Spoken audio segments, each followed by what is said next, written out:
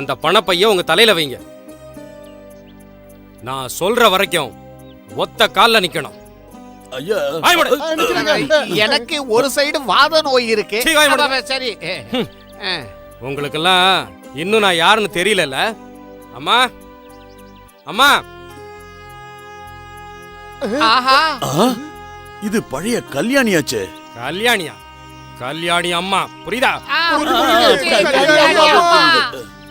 அம்மா, இவங்க யாருன்னு தெரியுதா? தெரியுதுப்பா. அன்னைக்கு நீங்க என்னையும் தூக்கிக்கிட்டு இங்க இருந்து தப்பிச்சு போயிருக்கலன்னா நானும் இங்க அடிமையாத்தான் இருந்திருக்கணும். கல்யாணி அம்மா, தயவு செஞ்சு எங்களை விட சொல்லுங்க. அவங்கள விட்டுடுப்பா. அம்மா, இவங்கள போய் நான் மன்னிச்சா கடவுள் என்ன மன்னிக்க மாட்டாரு. கல்யாணி அம்மா, யூரின் வர்ற மாதிரி இருக்கு, ஆனா வரமாட்டேன்து. என்ன விட்டுற சொல்லுங்களேன். அர்ஜுனா. அம்மா சொன்னதுனால இப்ப நான் உங்களை விடுறேன். போங்க.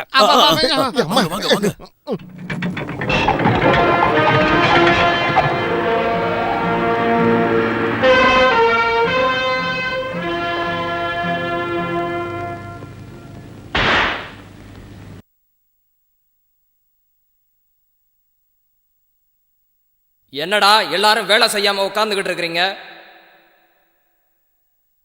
10 நாள் எங்களை பட்டினி போட சொல்லி உங்க முதலாளி சொல்லியிருக்காருல்ல, வேலையை அவங்க அப்பனை வந்து செய்ய சொல்லு.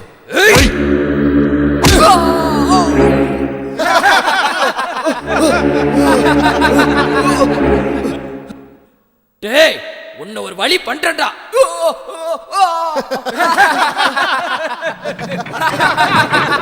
அமைதி.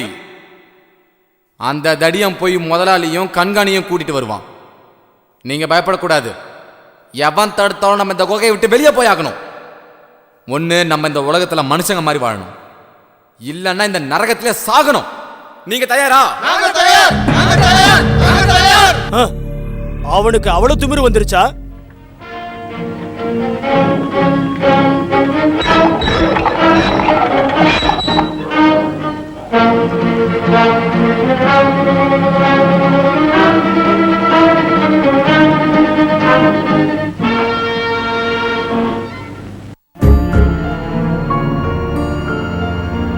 என்னடா, நீங்க எல்லாம் வேலை செய்ய மாட்டீங்களா?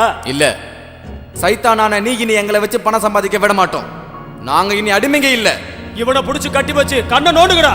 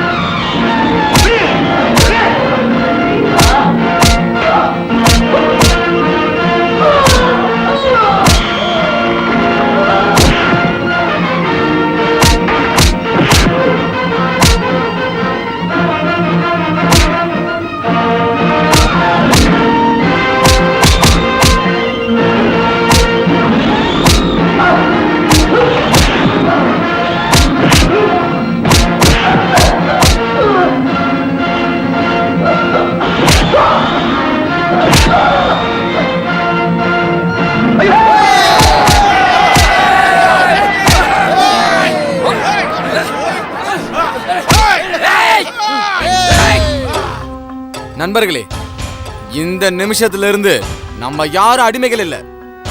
போங்க, போய் உங்களை அடிமைகளா விட்ட உங்க முதலாளியை போய் பாருங்க. உங்களை வித்து வாங்கின பணத்தை வட்டியோட வாங்குங்க. தரலனா அவனுங்களை கொல்லுங்க. போங்க.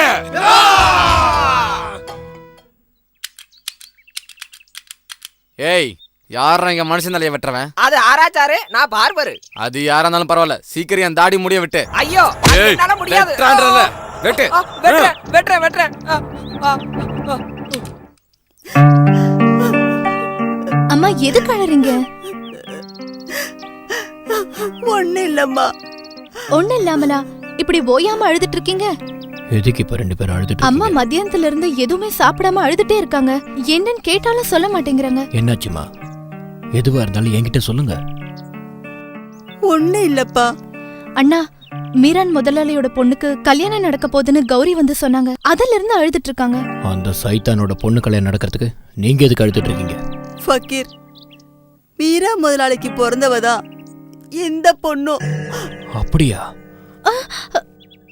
நான் கர்ப்பமா இருக்கும்போதுதான் அந்த ஆளு என்ன வீட்டை விட்டு துரத்துட்டாரு. இவ அப்பா யாருன்னு இது வரைக்கும் நான் இவகிட்ட சொல்லல. ஃபக்கீர், இவளோட தங்கச்சிக்குதான் இப்ப கல்யாணம் நடக்க போகுது. இவளை யார் கையிலயாவது ஒப்படைக்கணும்னு நினைக்கும் போதுதான் எனக்கு ரொம்ப வருத்தமா இருக்குப்பா. சின்னம்மா, ஒரே அப்பனுக்கு பிறந்த 2 பொண்ணுங்க இருக்கும்போது பெரியவளுக்கு கல்யாணம் நடக்காம சின்னவளுக்கு கண்டிப்பா நடக்காது. சைனாபாக்கு தான் முதல் நடக்கணும். அதுக்கு யார் நடுவில் வந்தாலும்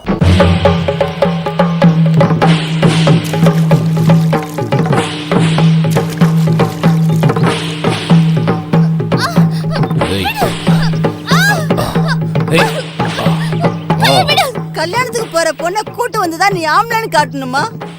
மீரா முதலாளி மனிதாபிமானம் இல்லாம நடந்ததுனால தான் நான் இப்படி செஞ்சது. அந்த சைத்தானோட கண்ணு திறக்குமான்னு பாக்குறேன். அவங்க அப்பா செஞ்ச தப்புக்கு இந்த பொண்ணை பழி வாங்க கூடாது. அதே அப்பனுக்கு பிறந்த இன்னொரு மகளோட வேதனை அவன் தெரிஞ்சுக்கணும். டேய், முகூர்த்த நேரத்துக்கு முன்னாடி இந்த பொண்ணை அவங்க வீட்டுல கொண்டு போய் விடணும். இல்ல சின்னம்மா, இவளை விடணும்னா அந்த அப்பா இங்க வரணும். அந்த ஆள்கிட்ட ஒரு சில விஷயங்கள் பேசணும். அப்ப நீ கொண்டு போய் விட மாட்டே இல்ல? இல்லன்னு தானே சொன்னேன். அப்படின்னா நான் இவளை கொண்டு போய் விடுவேன். அம்மா, இவன் பண்ண தப்புக்கு நான் உன்கிட்ட மன்னிப்பு கேட்டுக்கிறேன். நடந்ததெல்லாம் மறந்துடு. வாம்மா. சின்னம்மா, சின்னம்மா, ஒரு திருடை இழுத்துட்டு போனவள என் மகன் கட்டிக்கிறதா? அபுபக்கர், இந்த கல்யாணம் நடக்காது மீரா. இல்ல, அப்படி சொல்லாதீங்க. கூட பிறந்தவ மாதிரிதான் என் பையன் சுபேதா கிட்ட பழகினா. சந்தேகம் இருந்தா அவகிட்டயே கேட்டு பாருங்க. நான் யாரையும் கேட்க விரும்பல. நீங்க போய் நம்ம கூட வந்தவங்கள கூப்பிட்டுட்டு புறப்படுங்க. போங்க, வா போலாம். தயவு செஞ்சு ஒரு அப்பாவி பொண்ணோட வாழ்க்கையை கெடுத்துடாதீங்க. நான் உங்க காலை பிடிச்சு கேட்டுக்கிறேன். சீ, காலை விடு. வாடா போலாம். சுபைதா, நீ உள்ள போ. உள்ள போன்னு சொல்றேன்ல. ஏய், அன்னைக்கு நான் உன்னை தலை முழுகினேன். இன்னைக்கு உன் பையனை வச்சு என்ன பழி வாங்கிட்ட இல்ல? அவன் ஏன் மகன் கிடையாது. உங்களால ஆத்துல குதிச்சு செத்து போன பாத்திமாவோட மகன் ஃபக்கீர். அவனை நான் தான் வளர்த்தேன். பாத்திமா மகன் ஃபக்கீரா? அவன் எதுக்காக என் பொண்ணை எடுத்துட்டு போனா? For more updates, like, comment, subscribe to our channel.